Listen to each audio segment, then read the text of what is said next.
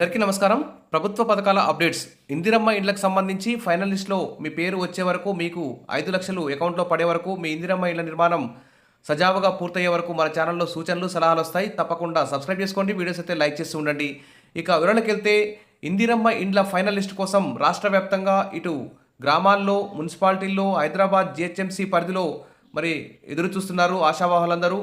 మరి మండలంకి ఒక పైలట్ గ్రామంలోనే రాష్ట్ర వ్యాప్తంగా కొంతమందికి కొన్ని గ్రామాల్లో ఇందిరమ్మ ఇళ్ళు ఇచ్చి మరి మిగతా మందిని అంతా వెయిటింగ్ లిస్ట్లో పెట్టడం పట్ల చాలా అసంతృప్తిగా ఉన్నారు. మరి కొంతమందికే ఇల్లు ఇచ్చి మాకెప్పుడు ఇల్లు ఇస్తారో, అసలు ఇస్తారా ఇవ్వరా, రేపు మాపు అని కాలయాపన చేసుకుంటూ ప్రభుత్వం అయితే కాలం వెల్లదీస్తోంది. ప్రభుత్వం ఇప్పుడు 1.5 ఇయర్ కావస్తుంది. అదిగో ఇందిరమ్మ ఇల్లు, ఇదిగో ఇందిరమ్మ ఇల్లు అంటూ పలుమార్లు సర్వేల మీద సర్వేలు, దరఖాస్తుల మీద దరఖాస్తులు తీసుకొని ఇక్కడ ప్రభుత్వం అయితే చాలా కాలయాపన చేస్తుంది. మరి ఇందిరమ్మ ఇళ్ళ ఫైనల్ లిస్ట్ కోసం అయితే అందరూ ఎదురు చూస్తున్నారు. మరి ప్రభుత్వం అయితే లిస్ట్ 1 విభాగం, లిస్ట్ 1 దరఖాస్తులన్నింటినీ మరోసారి వడపోత మొదలైతే పెట్టింది. లిస్ట్ 1 విభాగం లబ్ధిదారుల మొత్తం ప్రతి ఇంటికి వెళ్ళి మళ్ళీ ఒకసారి పునఃపరిశీలన అయితే చేస్తున్నారు.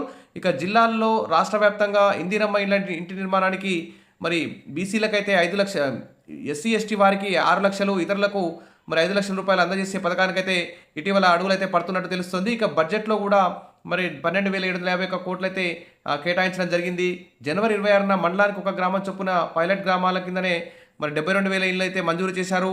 మరి ఉపాధ్యాయ ఎమ్మెల్సీ ఎన్నికల కోడ్ అమల్లోకి రావడంతో మరి ఇందిరమ్మ ఇండ్ల ప్రక్రియ అయితే నిలిచిపోయింది. మరి ఇప్పుడు కోడ్ ముగిసి చాలా రోజులు అవుతున్నాయి. అయినా కానీ మరి ఇంటి నిర్మాణానికి సంబంధించి నిధులు మంజూరు కాకపోవడంతో మరి ఇందిరమ్మ ఇళ్ళ ఫైనల్ లిస్ట్ అయితే కార్యరూపం అయితే దాల్చడం లేదు.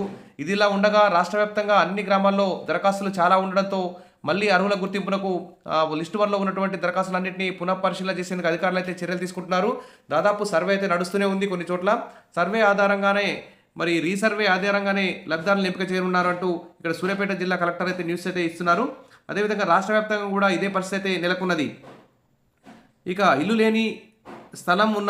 లేకుండా స్థలం ఉన్న వారిని లిస్టు 1 కింద, ఇల్లు స్థలం రెండూ లేని వారిని లిస్టు 2 కింద, రేకుల ఇల్లు ఉండి ట్రాక్టర్ ఇతర రుణాలు తీసుకున్న వారిని లిస్టు 3 కింద విభజించారు. అందులో ఫస్ట్ అయితే లిస్టు 1 లబ్ధిదారులకు ఇందిరమ్మ ఇంటికి అర్హులుగా గుర్తించారు. కాగా రాష్ట్ర వ్యాప్తంగా మరి నియోజకవర్గానికి ఒక 3,500 చొప్పున ఇండ్లు కేటాయిస్తామని గతంలో ప్రభుత్వం అయితే ప్రకటించింది. కాగా లిస్టు 1 విభాగంలో అధికంగా ఉండడంతో తిరిగి మరి పునఃపరిశీలన కార్యక్రమాన్ని అయితే చేపడుతున్నారు. ఈ ప్రక్రియ రాష్ట్ర వ్యాప్తంగా ముమ్మరంగా కొనసాగుతోంది. ఇక పరిశీలన అనంతరం నివేదికను రాష్ట్ర ప్రభుత్వానికి పంపిస్తారు. నివేదిక ఆధారంగా లబ్ధిదారులను ఎంపిక చేసి ఇందిరమ్మ ఇంటి నిర్మాణానికి 5 లక్షలు కేటాయిస్తారు. కాగా ఇప్పటికే పైలట్ ప్రాజెక్ట్ కింద ఎంపికైన లబ్ధిదారులు బేస్మెంట్ తీసుకునేందుకు కూడా సిద్ధంగా ఉన్నారు. అందుకు నేటికి ఎలాంటి ప్రకటన రాకపోవడంతో లబ్ధిదారులు అయితే ఎదురు చూస్తున్నారు. ఇక ప్రభుత్వ ఆదేశాల మేరకే, నిబంధనల మేరకు అర్హులను గుర్తించేందుకు పకడ్బందీగా చర్యలు తీసుకుంటున్నాం. లిస్టు 1లో ఉన్న దరఖాస్తులన్నింటినీ మరొక్కసారి పునఃపరిశీలన చేస్తున్నాం. ఈ ప్రక్రియ మొత్తం పూర్తి కాగానే ప్రభుత్వానికి నివేదిక అందిస్తాం. ఇక తర్వాత రాష్ట్ర వ్యాప్తంగా మరి ఫైనల్ లిస్టు కూడా పెట్టడానికి ప్రయత్నం చేస్తాం. పైలట్ ప్రాజెక్ట్ కింద ఎంపికైన వారికి ప్రభుత్వం నుంచి ఆదేశాలు రావాల్సి ఉందని చెప్పేసి ఇక్కడ చెప్తున్నారు.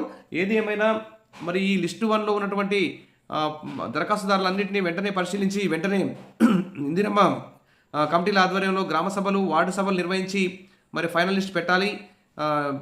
పేదల్లో నిరుపేదలకు, నిజమైన అర్హులకి పక్షపాతం లేకుండా ఇందిరమ్మ ఇల్లు కేటాయించాలని చెప్పేసి కోరుతున్నారు. ఇప్పుడు ఎలాంటి అడ్డంకులు లేవు. వెంటనే తక్షణమే ఇందిరమ్మ ఇళ్ళ ఫైనల్ లిస్ట్ పెట్టాలని చెప్పేసి ఆశా వాళ్ళందరూ కూడా కోరుకుంటున్నారు. అప్డేట్ రాగా అందిస్తాను. తప్పకుండా సబ్స్క్రైబ్ చేసుకోండి. వీడియోస్ అయితే లైక్ చేసి ఉండండి. Thank you.